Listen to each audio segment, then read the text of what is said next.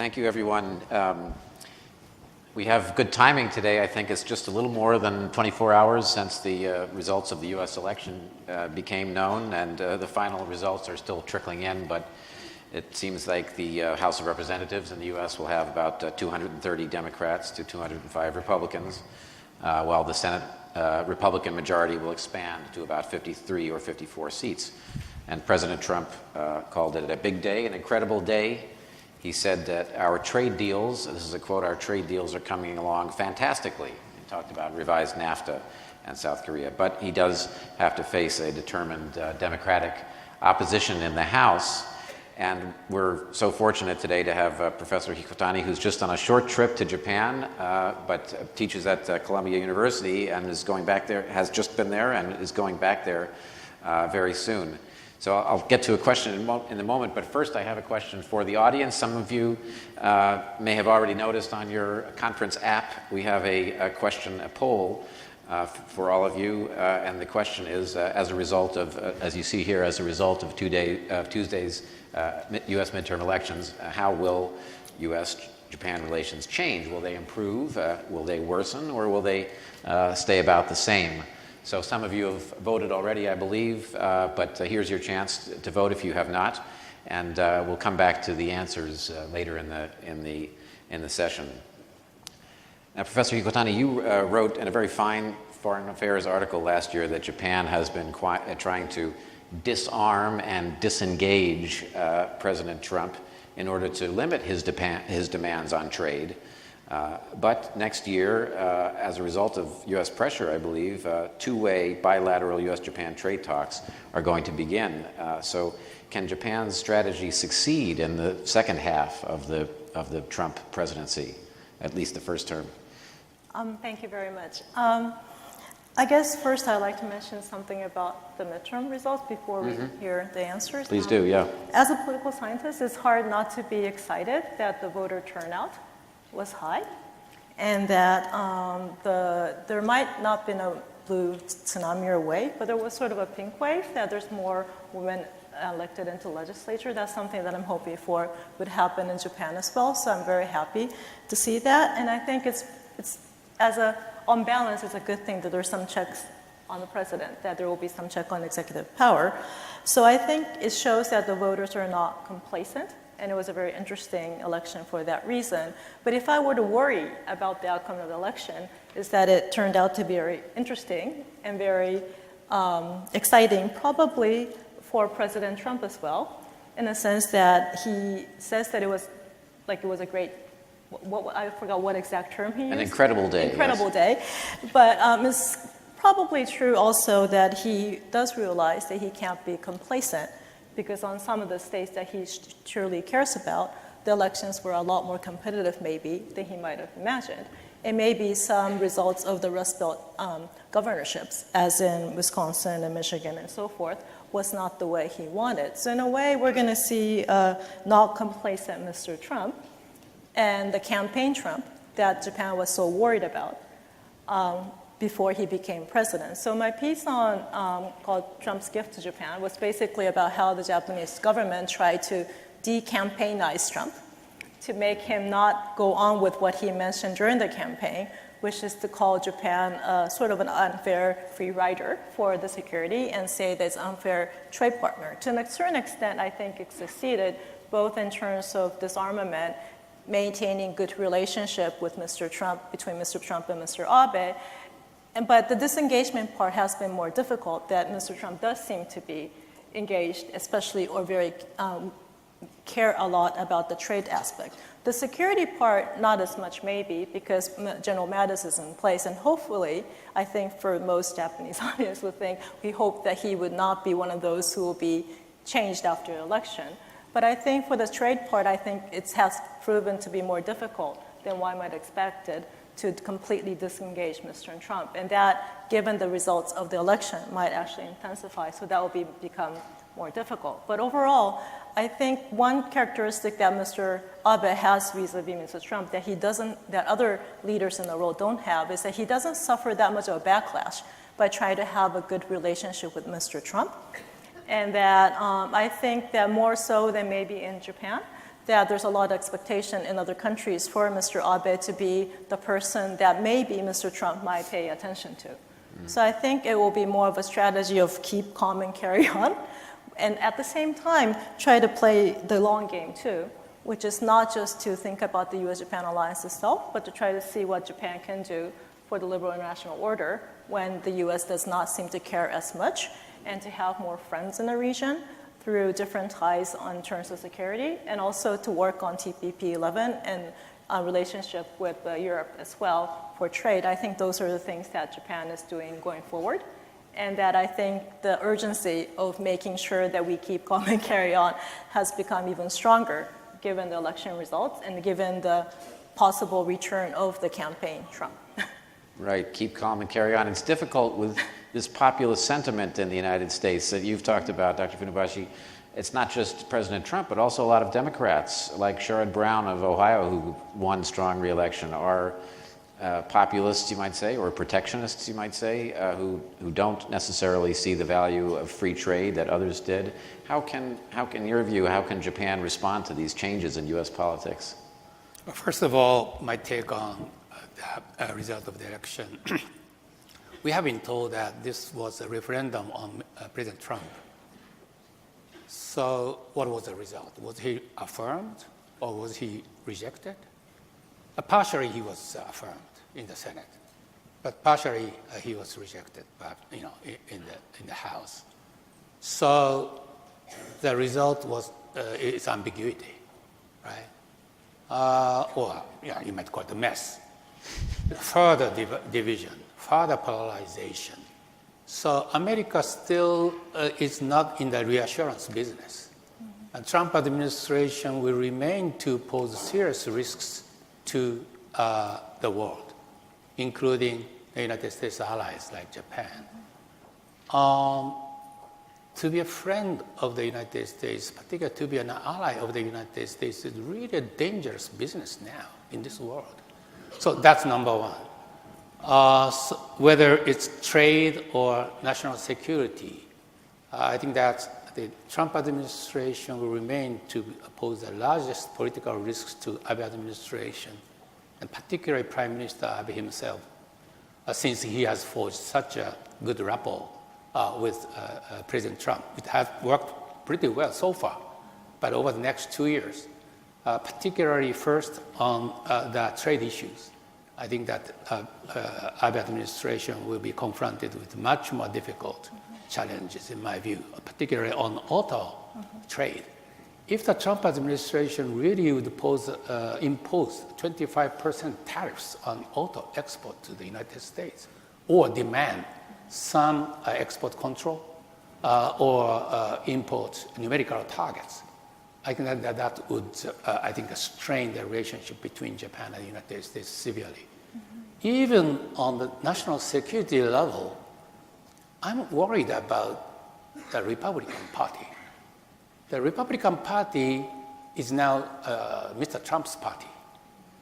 That's very much disconcerting because the Republican Party has traditionally been a strong supporter of the United States alliance system and also United States position to uphold what Professor Hikotani calls a liberal international order. But now that President Trump's view of the world, that a view of the United States relationship to the world is distinctly different from this traditional worldview. And so the Republican Party is transforming into a very much different political party. That's very much worrisome. One thing we've written about in the journal is the perhaps a rapprochement growing closer between Japan and China, and even China is now presenting itself as a champion. I don't know if they would say liberal international order, but champion of free trade, a champion of rules-based approach to solving disputes. And we saw Prime Minister Abe visit China just a couple of weeks ago, seemed to rebuild a relationship that had been severely strained. Can China somehow replace the United States in Japan's world? I don't think so. I don't think China will ever replace the United States. The United States will remain to be Japan's ally in the foreseeable future, China will never align with Japan in national security arena. So, and also, even though, as you said, that Prime Minister Abe's visit to China has stabilized the relationship, even normalized the relationship to some extent. But actually, it was from minus to zero, in my view. Maybe a bit too critical of that. That China-Japan relationship really hit rock bottom when Chinese trawler rammed into two Japanese Coast Guard vessels in the waters near Senkaku Island in 2010.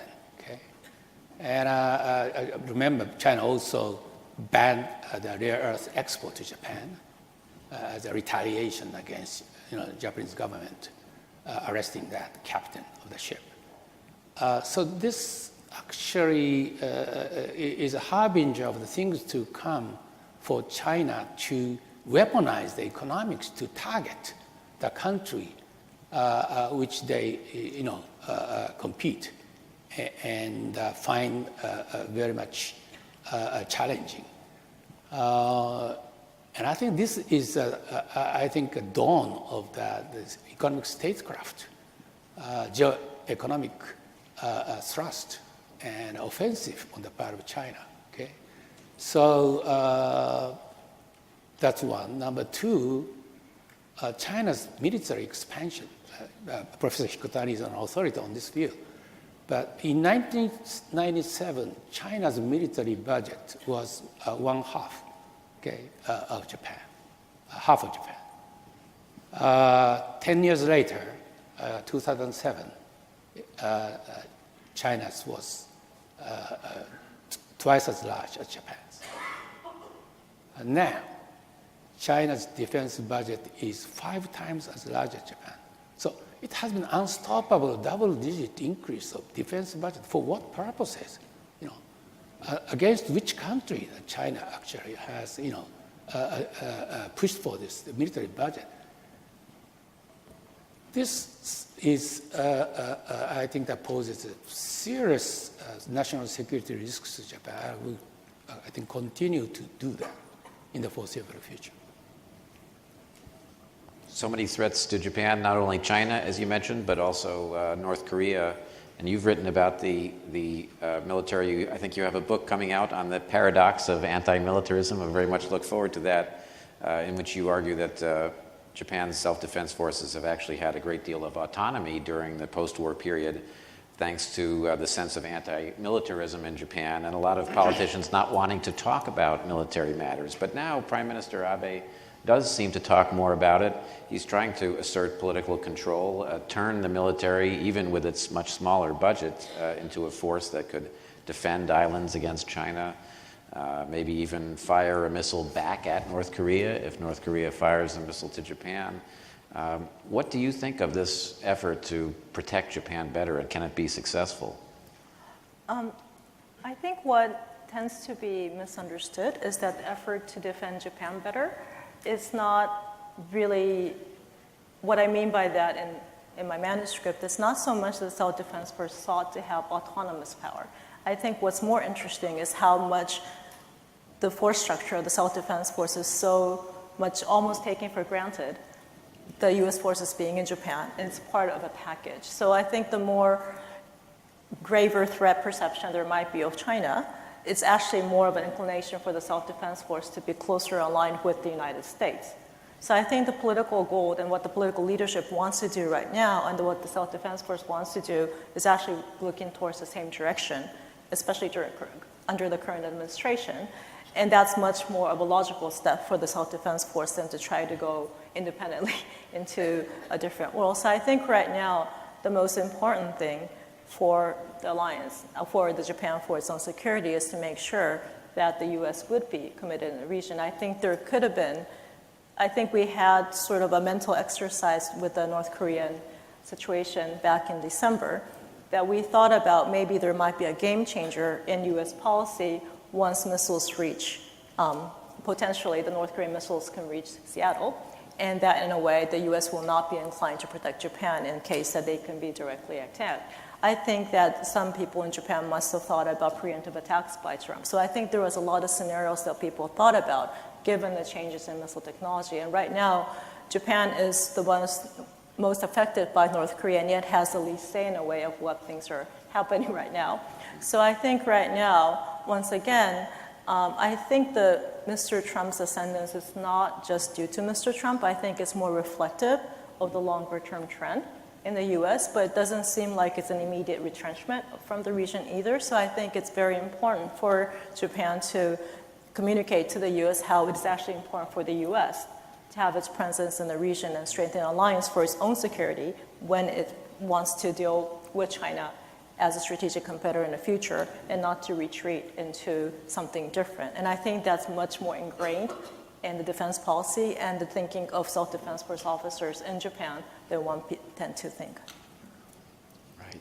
Is Japan ready for all the types of threats? I mean, there are some obvious threats out there, like North Korea, and the missile actually flew over Hokkaido, so we know that's a threat.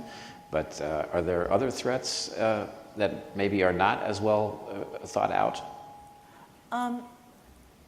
I think what might happen in East China Sea is one immediate kind of action that we are worried about, and what kind of contingencies that involve both the Coast Guard and the maritime self-defense forces. Those are the situations in which there was a lot of thinking when the peace and security legislation was written up, but I think there has to be a lot more thinking about other contingencies. The other thing is, I think Japan is on the passive end of this because it really is dependent on what China's strategy is going forward.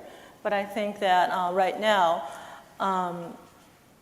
just in terms of the institutions, Japan is much better equipped to deal with these kind of situations with the enhanced National Security Secretariat. There's a lot more coordination between Minister of Foreign Affairs and Minister of Defense, and also the uniformed personnel in the self-defense force. So hopefully, we're better equipped at dealing with the situations. But I think there's a lot of improvement that could be done in terms of the force structure of the self-defense forces, whether we need to really spend half of the defense budget on the ground self-defense force is one thing. If you think about the contingents in the region, there's a lot of things that even within the same amount of spending we have on defense that we can do effectively.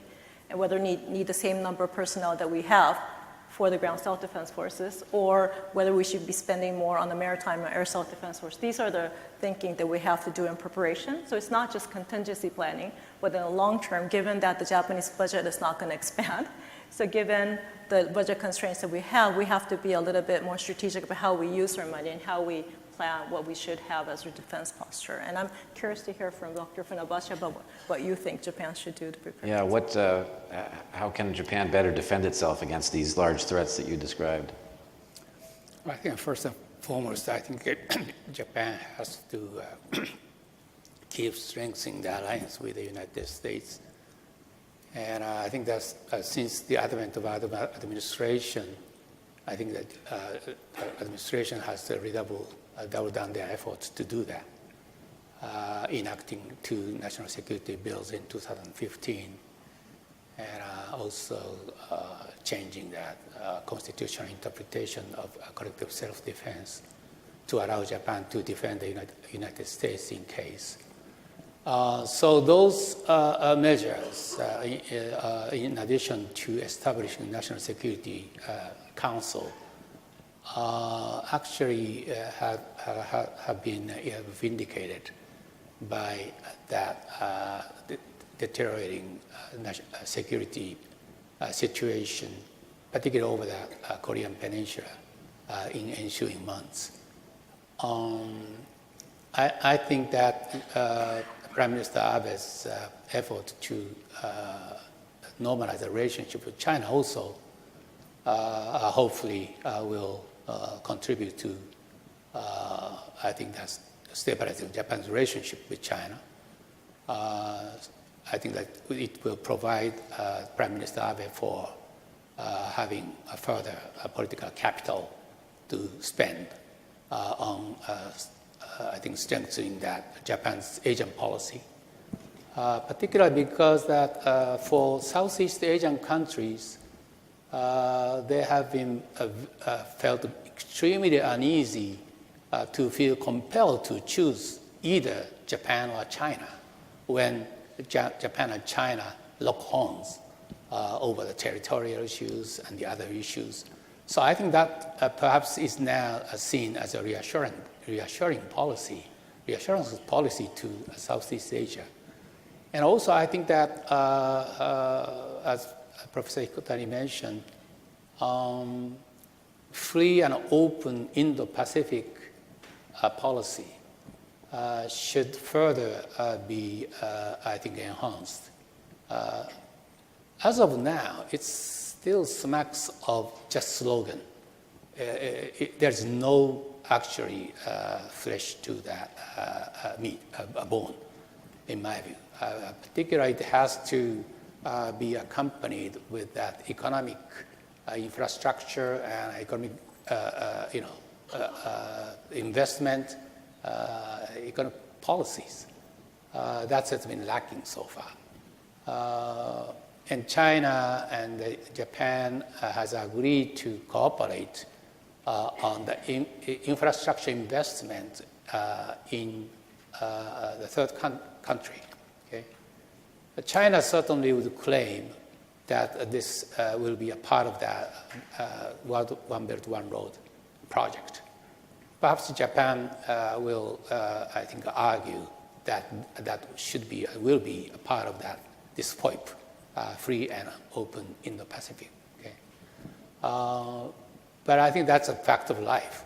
And I don't think that will get off the ground. And I don't think it will translate into big strategic cooperation between Japan and China.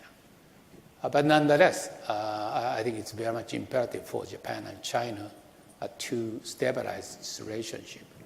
So overall, I think Japan's security picture, international environment, has gotten a little bit better. Perhaps except for North Korea. Even though Kim Jong-un has refrained from firing the missiles and testing the nuclear capability, nothing has changed fundamentally. It's all deja vu. And they have not committed to dismantling, denuclearizing at all. So that's remained to be, in my view, that most critical national security risk to Japan. Let's come back for a moment to that poll question. I think we might have some results coming in on the poll as to whether U.S.-Japan relations will improve or worsen or stay the same. Let's see if we can get those results up there.